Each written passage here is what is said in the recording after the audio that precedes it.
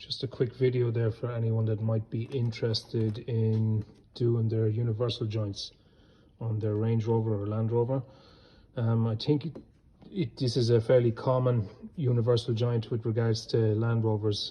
It's the type with the split pin on the outside that locks in from the outside. These are GKN, and this is the original GKN. This is what was originally on it.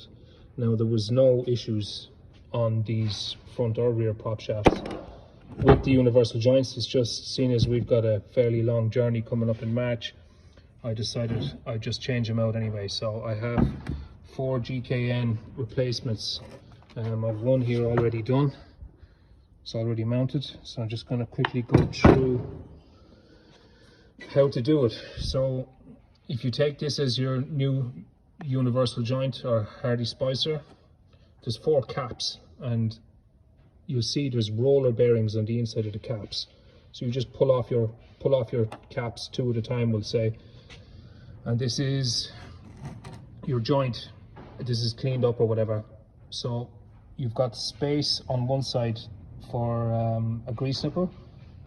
You can put that in straight away, or you can put it in after. I think it's easier to put it in once you've the first part of it done, because it's not getting in the way, we'll say.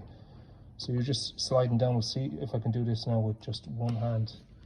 Sliding it down into place, and then just pick a side. We'll say this one seems to be out more. So what you would do is you take your cap then, and you just make sure that all your roller pins are intact, and you're just pushing your cap back while keeping the universal joint pushed up. And you're basically tapping that into place then. You bring it over to a vise and tap that down into place until you can see the space for the lock ring. You see the space there for the lock ring? So once that's tapped down past the lock ring, you'll just insert your lock ring, which is here. You'll insert your lock ring, and that's tied in place, and then you move on to the other side, and you just do the other side. So it's basically that times 4 for your universal joint. And then actually after the first 2, I would install the grease nipple. You see the grease nipple here.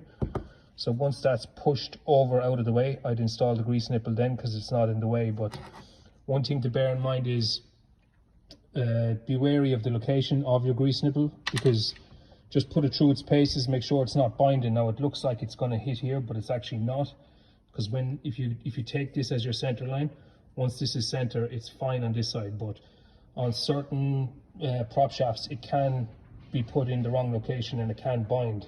So just bear that in mind. But yeah, this is an easy job that you can do at home yourself. There's no need to go to a mechanic or a garage to do it. And the 4 universal joints are not that expensive either. So